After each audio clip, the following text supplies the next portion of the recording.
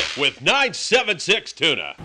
Alright, this is T-Bird live from Catch It. We're out here lobster fishing. We're doing a little segment on the Promar nets, teaching you guys how to fish with them and teaching me how to fish with them at the same time. We got Big Time Pat and we got London Puddle Jumper right in front of us, right here. He's smiling at the camera because I'm insulting him. But it's good times out here if you know what you're doing, and if you don't, you can struggle all night, you can be cold, and at times it can be miserable. So I'm going to take you through it real quick. It's the ambush net. It's the ambush net. We've got a float, we've got our line, we've got our glowing apparatus, we've got a little bit of weight, and a couple of zip ties. That's going to be your start. So we're going to start off with our weight here. I'm going to put this stuff out of the way. Our float.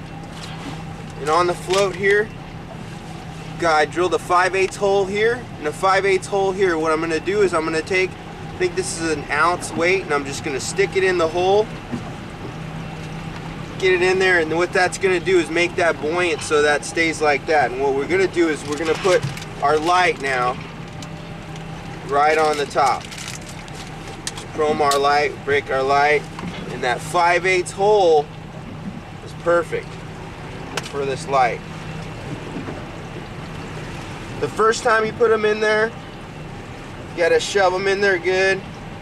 It'll get nice and warm, and that's not coming out of there. Now that buoy's going to stay right up like this, okay? So the second thing we want to do is we want to weight down one end of our line. We're going to find the lead of our line. We're going to come back here. We're going to double it up, come back down around, and through just one nice circle there. Leave yourself a little bit of stuff there, okay? Now what I've done ahead of time was taken some 40-pound line and just tied a loop in it. And I'm going to take some weights. This just could be anything. I mean, I'm just using whatever I got, which I got some sliding egg sinkers here that are just enormous. I'll never use them for anything else. So we're going to go ahead and use them for lobster fishing to end down, weight down, excuse me, the end of our line.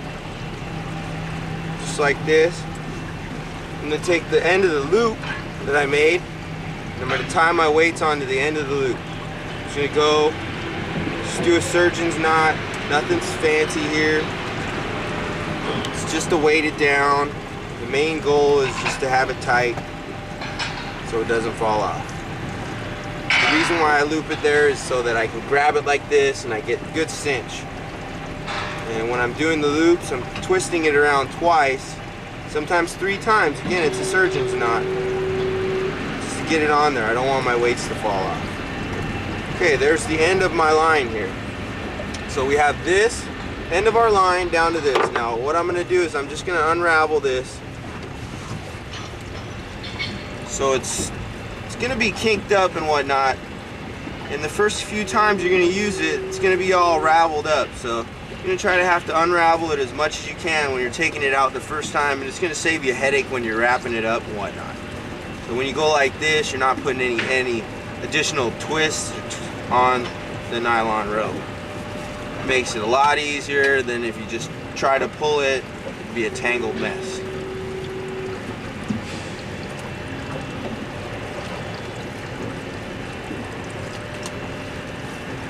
Towards the end, you can go ahead and drop it down. Still, you get the tangled mess. There's twists in the line, whatnot. You got to take those twists out. It's just gonna ruin your rig. Take the twist out. See how it spins. Okay, now you want to go through the hole here, out through the rest of it. There's your weight right there. Now we're going to tie on to the hoop net. Take your hoop net, grab your float, top here. We're just going to do our typical San Diego clinch knot, the one and only. It never fails. You go like here, you're going to twist it around 3 times through the bottom. Some people like to go through the eye, some people don't. I like to go through the eye. Get yourself twisted out there, pull yourself tight. Give yourself one more loop just to cinch down that knot. That knot ain't never coming nowhere, never going anywhere. So once you're done with that, you basically got your rig all ready. You're gonna grab your pre-scum baited net, little box. Those are great.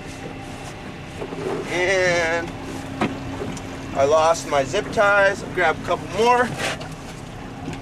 It's always good to have multiple bags of equipment because you will misplace stuff. And take 2 zip ties. One of them's going to be to the net here. Just come back through the net. Okay. I'm going to go through the bottom of the net.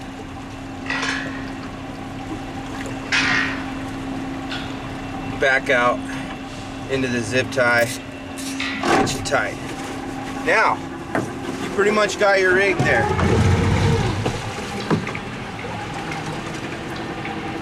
So, what you do, just run. There you go. You're all ready to set. Promar hoop nets going overboard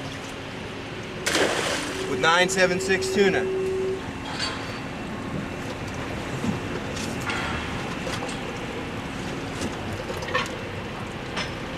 Now we're shedding right in about 30 feet here. So normally I got 75 feet of line. The way that this works is I just dump my other line out. But since we're in half of what I got 75 feet, we're in 30 feet. Even if I dump half over, I'm still gonna have excess line floating around. We don't want that. So what we're gonna do is just do the zip tie technique. And again, if you're in anything over half of whatever your shot of line is, all you do is just drop this over and you don't have to do the zip tie. But tonight, the lobsters are in short water, so are we. And zip tying that. Toss it away, and your buoy and your light flips right up, and we're all clear. 976 tuna Promar hoop nets, bringing it to you live. Big Pat at the helm, puddle jumper behind the camera work. He's gonna do it for us. We'll catch you later.